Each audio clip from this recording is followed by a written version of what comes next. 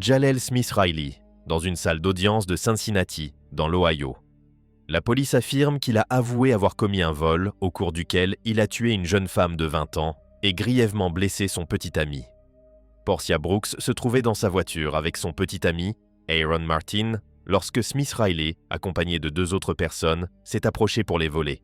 Quand Smith Riley a découvert que Martin n'avait pas d'argent liquide, il lui a tiré une balle dans la tête, le laissant avec des lésions cérébrales permanentes. Smith Riley a ensuite tiré sur Brooks, qui est décédé 3 jours plus tard. Sorry.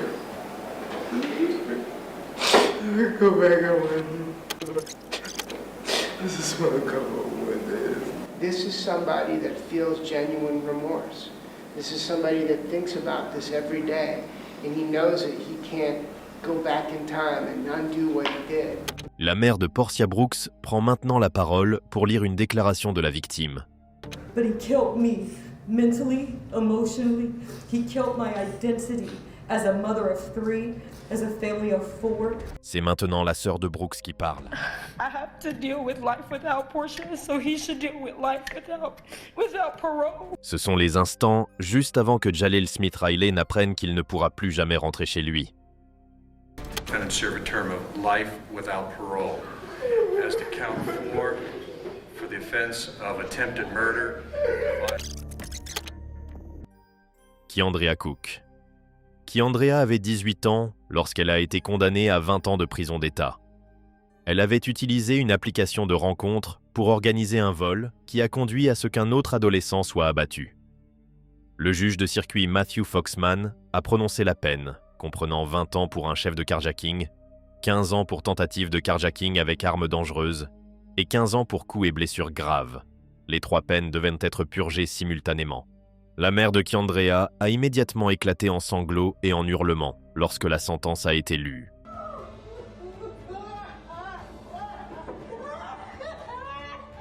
Elle s'est effondrée sur son siège et a dû être consolée par les personnes autour d'elle. La réaction de la mère de Kiandrea a suffi à faire pleurer Kiandrea elle-même, qui a supplié le juge.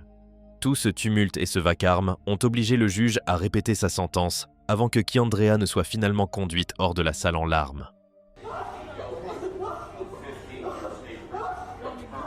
Selon des sources d'informations en ligne, Kiandrea et son petit ami avaient attiré Perry Nita à South Daytona afin d'acheter du cannabis et de coucher avec lui. Nita était accompagnée d'un jeune de 17 ans, Emmanuel Purcell.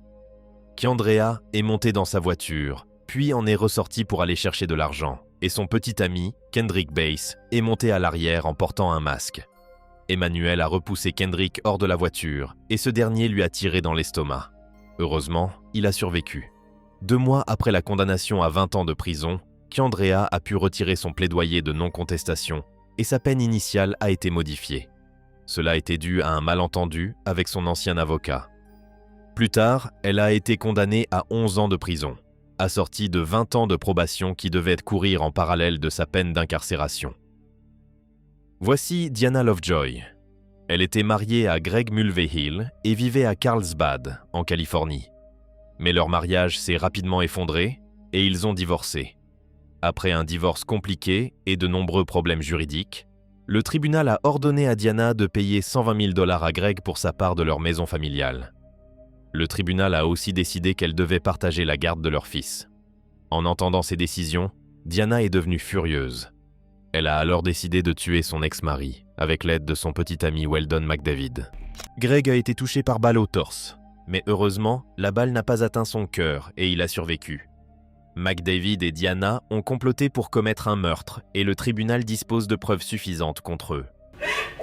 It's so painful that some people in this world seem to think that I would have it in me to do this. Elle s'est évanouie au tribunal. Elle a baissé la tête vers la table de la défense pendant quelques secondes. Verdict. We, the jury, find the defendant, Diana Jean Lovejoy, guilty of the crime of an attempted murder of Greg Mulvihill. Et juste au moment où vous entendez « coupable », vous entendez un bruit sourd. Guilty of the crime of conspiracy to commit murder. Cela a plongé la salle d'audience dans le silence, à part les sanglots de sa famille en arrière-plan.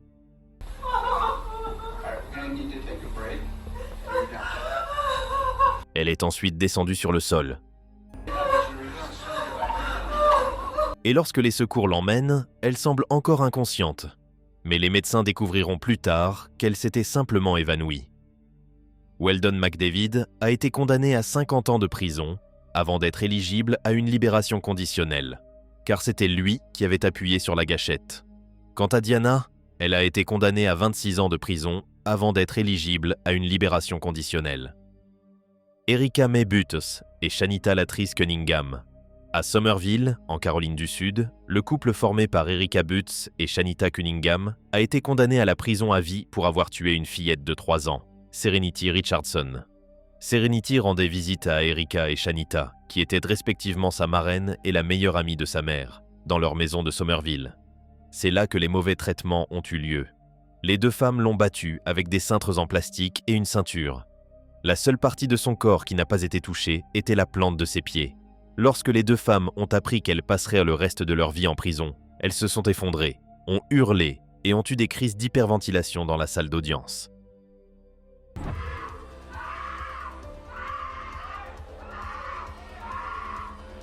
La scène entière a été incroyablement dramatique.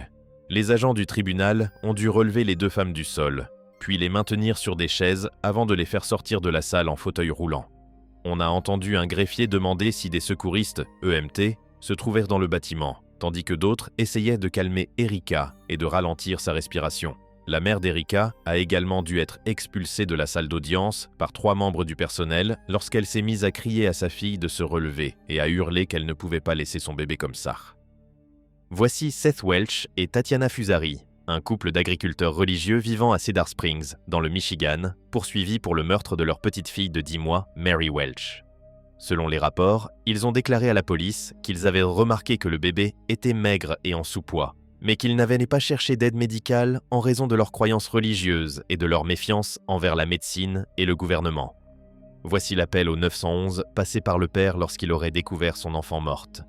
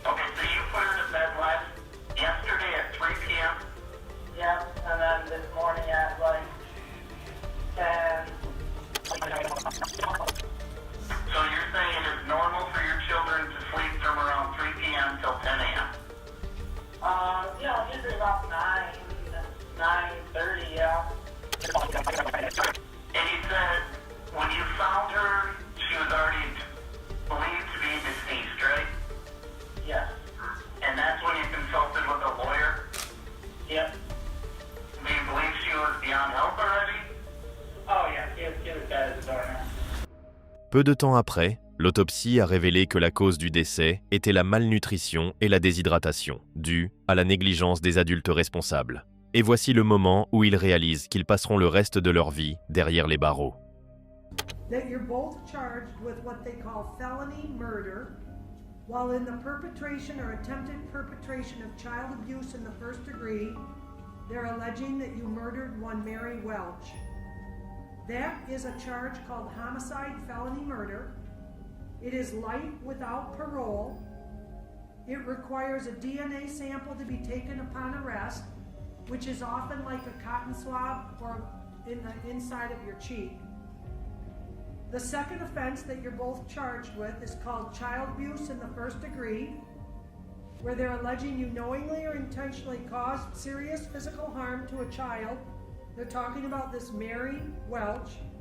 It is a felony, possible penalty of up to life imprisonment or any term of years less than life. Michael Madison. Michael Madison a eu une enfance abusive et chaotique, mais cela n'a pas suffi à convaincre le jury de ne pas le condamner à mort pour plusieurs chefs d'accusation de meurtre aggravé et d'enlèvement. Michael a tué 3 personnes et enveloppé leur corps dans des sacs poubelles. L'une de ces victimes était Shirelda Terry, dont le père livrait une déclaration d'impact à la cour. Lorsque son père s'est avancé pour prendre la parole, il s'est tourné vers Michael, qui se trouvait à seulement quelques mètres, et Michael lui a souri d'un air malveillant. C'en fut trop pour le père de Shirelda, qui s'est précipité sur Michael, a bondi par-dessus le bureau et a tenté de l'atteindre. Les adjoints du shérif se sont aussitôt rués sur lui, tandis qu'une femme pouvait être entendue en arrière-plan criant « Non, non, non !»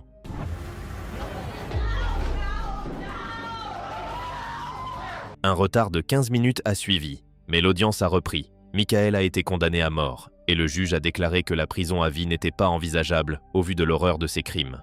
Le procureur Tim McGuinty a affirmé que la peine de mort était destinée aux criminels comme Michael, qui représentent les pires des pires. Michael n'a fait aucune déclaration durant son audience, se contentant de répondre aux questions du juge. Voici Ryan Stone, un homme du Colorado qui a mené une série de crimes à travers 5 comtés, retransmis en direct par l'hélicoptère d'une chaîne d'information. Stone a été reconnu coupable d'avoir détourné 3 véhicules, dont un SUV avec un enfant de 4 ans à l'intérieur. Les autorités ont indiqué que lorsque Stone a pris la fuite, il a entraîné la police dans une course-poursuite à plus de 160 km/h. Si on revient un peu en arrière, on peut à peine voir un véhicule conduit par Stone heurter un policier de la Colorado State Patrol, alors qu'il tentait de poser des cales pour arrêter les véhicules. L'agent a été grièvement blessé. On voit ensuite Stone sortir une autre victime de sa voiture et repartir au volant. Il se dirige directement vers un carrefour très fréquenté. La poursuite se poursuit maintenant à pied. Il quitte la route et se précipite dans un parking, courant entre 2 bâtiments. En glissant sur la glace, il perd sa veste. Il n'y a plus qu'une clôture devant lui, mais elle est trop haute pour passer. Les policiers se rapprochent et il finit par se rendre. Stone est maintenant en prison du comté, mais il estime qu'il devrait être payé pour sa célébrité sur Internet, tout en se vantant auprès de ses amis de sa course-poursuite à grande vitesse. Hey, did you know I made the news in the UK and Australia? What? Yeah, you get paid by YouTube. So, Channel 7 News, I believe, is going to be the one that gets paid for that. Well, I'm going to contact Channel 7 News. I want to get paid. You guys are getting paid using my name and my video footage. Lors de son intervention devant le tribunal concernant les enregistrements en prison, Stone en attribue la cause au stress émotionnel et à la consommation de drogue. We are going through trial after that. It was a week and a half trial. Extremely stressful. One of the phone calls about seeming like I was bragging about making international news, this, that, and the other. That was within the first week of being arrested. Still coming off of drugs. Stone a été reconnu coupable de 18 chefs d'accusation, y compris tentative d'homicide involontaire, maltraitance d'enfants et agression. Le juge l'a ensuite condamné à 160 ans de prison. Adrian Dunn, l'ancien détenu. Adrian Dunn a été condamné à la prison à vie pour le meurtre de Recon Tariq Charles, âgé de 24 ans. Recon a été abattu dans le dos sur le parking d'un complexe résidentiel lors d'une prétendue transaction de drogue. Lors des plaidoiries finales, les procureurs ont évoqué le lourd casier judiciaire déjà bien rempli d'Adrian. Ils ont rappelé qu'il avait déjà été incarcéré 2 fois pour possession d'armes à feu, même après le meurtre de Recon. Il avait également commis une autre fusillade avant ce meurtre et n'a montré aucun signe de remords. Alors que le procureur Jason Goss tenait la main de la mère de Recon, il a demandé au jury d'infliger une peine de prison à vie pour les crimes d'Adrian.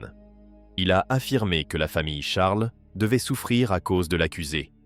L'avocat d'Adrian, de son côté, a plaidé pour une peine comprise entre 34 et 40 ans afin qu'il ait une chance de sortir et de devenir un atout pour la communauté.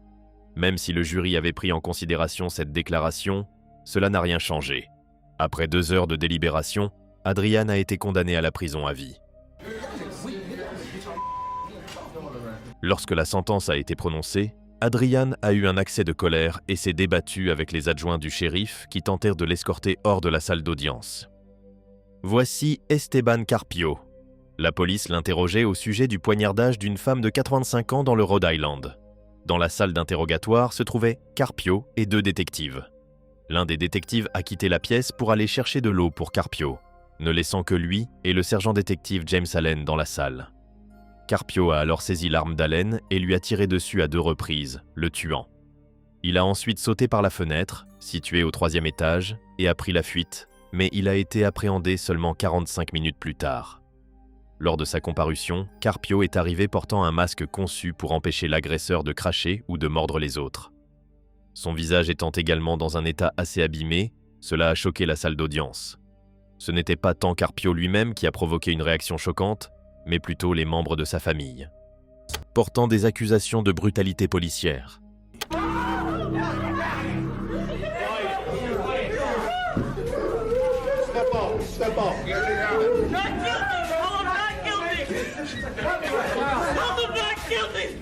It's gross police brutality. He was mentally ill and he needed help and we couldn't get it. We tried and tried. And he didn't deserve this. Une enquête du FBI a conclu que la police n'avait pas utilisé une force excessive et que les blessures de Carpio étaient survenues à la suite de son saut depuis le 3e étage d'un bâtiment et de sa lutte avec les forces de l'ordre.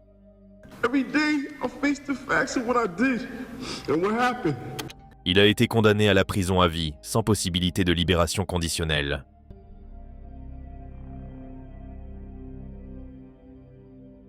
Franklin Williams.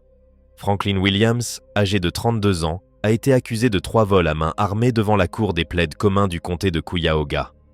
Lors de l'audience de détermination de la peine, Franklin n'a pas cessé de parler, même après que le juge John Russo lui eut adressé plusieurs avertissements sur une période d'une demi-heure. I'm the judge in the matter. Shut your mouth and I'll tell you when you can talk. You got it? Mais ce n'était pas seulement le juge qui l'interrompait, il coupait également la parole à ses propres avocats, ce qui ne semblait certainement pas aider sa défense. La situation est devenue si critique que le juge a ordonné que la bouche de Franklin soit scotchée. Et c'est exactement ce qui s'est passé. Il a été fait asseoir et du ruban adhésif a été placé sur sa bouche pour l'empêcher de parler. Cependant, cela n'a pas eu l'effet escompté et il a quand même pu s'exprimer. Cette situation est étrange et le monde entier l'a également trouvé bizarre. Lorsque la vidéo de cet incident est devenue virale, le juge de Cleveland a présenté ses excuses et s'est récusé de l'affaire.